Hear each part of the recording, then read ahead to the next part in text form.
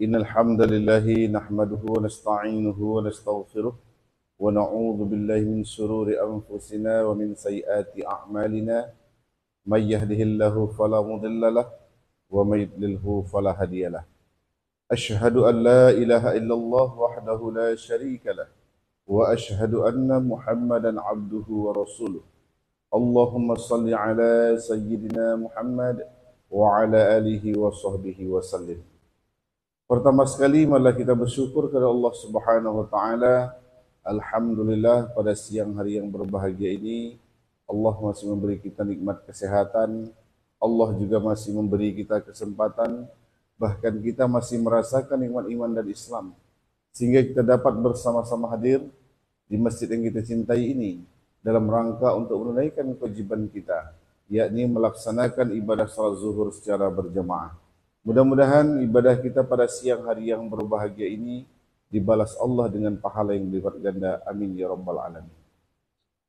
Selawat dan salam semoga senantiasa tercurah kepada junjungan kita Nabi besar Muhammad sallallahu alaihi wasallam. Allahumma salli ala Muhammad wa ala ali Muhammad. Assalamu alayka ya Rasulullah.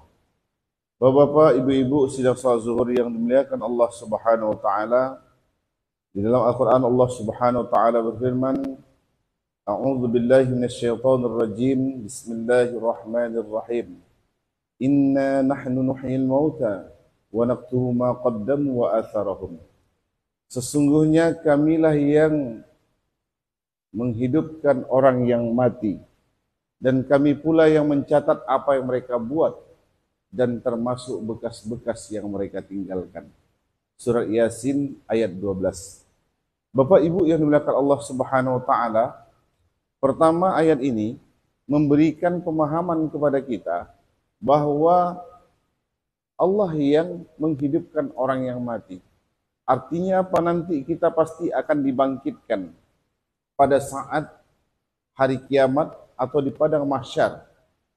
Kemudian semua yang pernah kita buat itu dicatat rapi oleh Allah Subhanahu wa taala. Kemudian termasuk juga yang dicatat itu adalah athar, bekas-bekas yang kita tinggalkan. Maka Bapak Ibu makan Allah, semua perbuatan kita, mulai kita bangun tidur sampai tidur kembali, itu tercatat oleh Allah Subhanahu wa taala.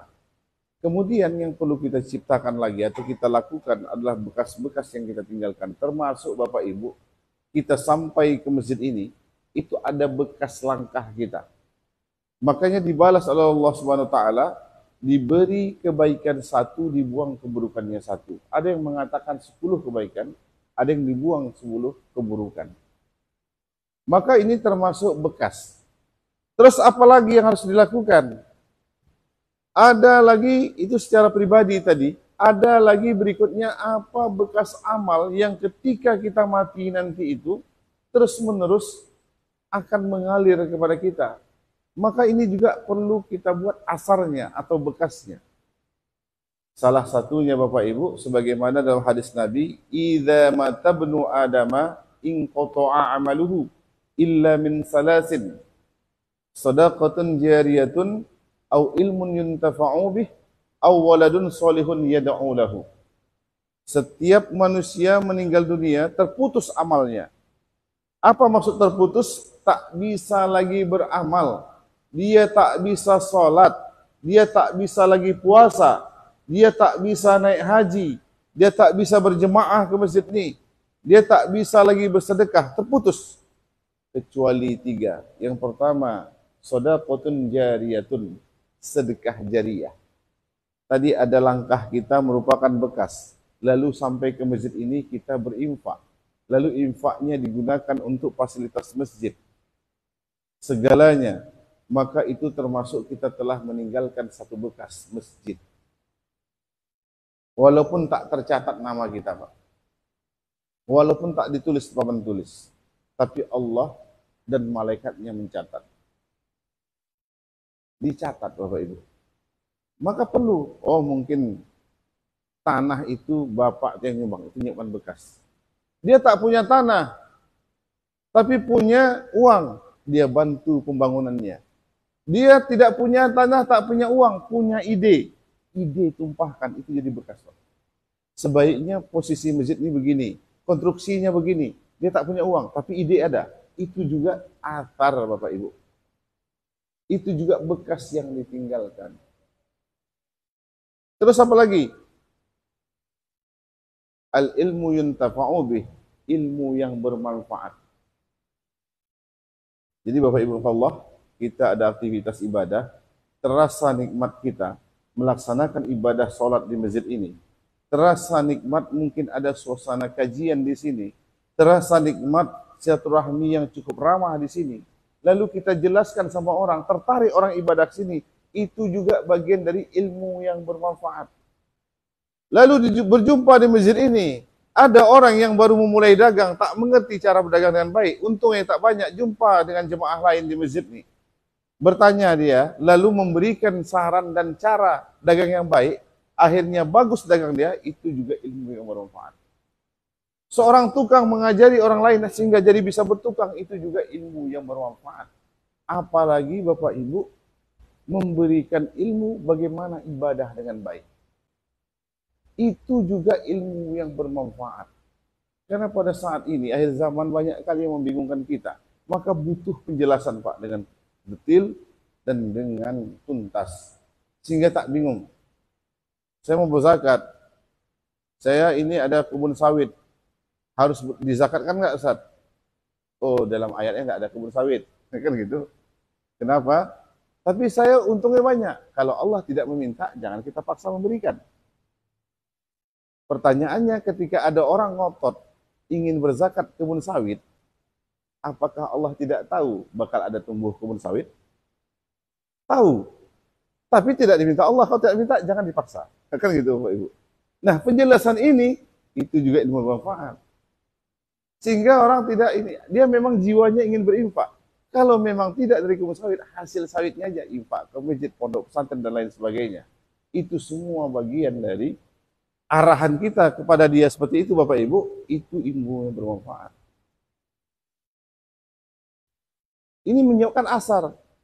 Ada yang bentuk bangunan di asar itu, ada yang dalam bentuk pemahaman. Ketika kita pernah menunjukkan kebaikan kepada dia satu, lalu itu dibawanya kemana-mana dan dia menjelaskan lagi. Inilah yang nanti tak terputus amalnya Bapak Ibu. Tak terputus. Mungkin Bapak Ibu yang makan Allah punya guru ngaji dulu di kampung. Diajarinya kita cara baca Quran. Pandailah kita baca Quran. Mungkin kita tak jadi guru, tapi kita punya anak, kita ajarkan. Dan ternyata anak kita jadi guru, dia banyak yang dijelaskan. Ini kepada guru yang pertama. Itu terus menerus Bapak Ibu. Sebagaimana hadis Nabi, man da'a ila huda, kana lahu minal ajri, mislu ujuri man tabi'ahu, la yanqusu dzalika min ujurihim syai'a. Siapa yang menunjuk kepada petunjuk, menunjuki kepada kebaikan, maka dia akan dapat pahala. Jadi ketika kita menunjuki orang kepada kebaikan Bapak Ibu, mau orang itu ikut atau tidak, kita dapat pahala. Pak, kenapa duduk sini? Bagus masjid sholat. Tak mau dia, kita dapat pahala. Bagaimana kalau ikut? Pak, ayo ke masjid. Ikut dia. Datang dia ke masjid nih. Maka apa lagi? Dan dapat pahala sebagaimana amal orang yang mengikuti dia. La yang khususadzalika, tanpa mengurangi pahala orang tersebut. Jadi ada Bapak Ibu dulu yang nganggur sholat, tak sholat, akhirnya sholat. Sholat dia, ibadah dia, maka kita dapat yang sama. Kita sama-sama sholat zuhur sama dia. Sekali kita sholat, dia pun sekali. Tapi dia sholat sekali ini karena kita ajak. Maka kita jadi dua Pak kebaikannya. Dan itu jadi asar. Sehingga di suatu ketika, ditengok orang, kenapa Bapak rajin sholat? Dulu ada jemaah masjid, Jamiatul Zahidin. Cerita-cerita duduk di teras, ditunjukinya. Saya lupa nama Bapak itu, udah almarhum dia sekarang. Baru teringat dia. Itu sudah lama sekali. Akhirnya dia jelaskan. Kenapa? Bahwa dia bisa begitu karena ada orang sebelumnya mengajak dia. Maka inilah menyiapkan asar Bapak Ibu. Makanya di dalam Islam, apapun kebaikan yang mau kita buat, selama dia sesuai dengan ketentuan Allah dan Rasulnya, apalagi kebaikan itu bisa diamalkan terus-menerus, itu asar namanya. Menyiapkan bekas-bekas nanti yang akan kita tinggalkan ketika kita meninggal dunia. Makanya Bapak Ibu, memberikan ilmu itu adalah menyiapkan asar. Tidak boleh kita pelit kepada ilmu kita. Yang ketiga, wa waladun solihun yad'u lahu. Yang ketiga itu adalah doa anak yang soleh. Maka doa anak yang soleh ini harus diciptakan. Agar anak itu bisa mendoakan kita, itu harus diadakan dia. Tapi kalimatnya umum, bisa jadikan ada kaum muslimin tak punya anak. Bisa jadi dia pernah punya anak, meninggal semua. Maka Rasul memberikan hadis dengan kalimat umum, waladun solihun, anak siapa saja yang soleh, itu mendoakan. Makanya Bapak Ibu makan Allah, untuk mendapatkan doa yang soleh ini, sebagaimana hadis Nabi, kun aliman, jadilah orang yang berilmu, au muta'aliman, atau menjadi penuntut ilmu, au muhibban. Bisa jadi ini ada anak yang soleh, di mondok dia, tahfiz, kita disuruh untuk menuntut ilmu, tak sempat lagi, sudah tua. Kita disuruh menjadi orang berilmu, sedikit kita dulu menuntut ilmu. Maka yang ketiga mungkin, jadilah orang yang cinta kepada penuntut ilmu. Bagaimana bukti cinta? Dihargai ketika dia tampil. Dibantu dia, mungkin diinfakkan uang kita untuk pendidikan dia. Mahal pendidikan dia saat, ya seberapa mampunya lah. Kan gitu. Itulah yang dilakukan Bapak Ibu Allah. Bukti apa? Kita mencintai. Itu juga jadi asar. Mungkin kita tak tahu dia siapa yang menyumbang dia sekolah. Tapi Allah tahu. Anak ini besar, menyebarkan dakwah kemana-mana. Banyak jemaahnya, mungkin ribuan. Kita tak pernah punya jemaah. Kita karena tak bisa ceramah misalnya. Tapi kita pernah menyumbang untuk doa anak, menciptakan anak yang soleh ini. Tanpa sadar. Kita tadi yang tak bisa, tapi dapat pahala. Kenapa? Kita muhibban. Kita cinta kepada kebaikan. Maka oleh karena itu Bapak Ibu Allah, dalam tausiah kita yang siang ini, mudah-mudahan kita semua mampu menciptakan asar. Berbahagialah kita ibadah di masjid ini, karena masjid ini juga asar kaum muslimin. Bekas-bekas yang tinggalkan kaum muslimin, infak-infak kaum muslimin. Dan bersyukurlah kita kepada Allah, kita mau beribadah dengan tenang. Mudah-mudahan ibadah Bapak Ibu, amal-amalan Bapak Ibu di masjid ini, menjadi amal jariah untuk kita semua, dan orang-orang yang menginfakkan ke masjid ini. Mudah-mudahan bermanfaat. Subhanakallah bihamdika, asyhadu an la ilaha illa anta astaghfiruka wa atubu ilaik. Assalamualaikum warahmatullahi wabarakatuh.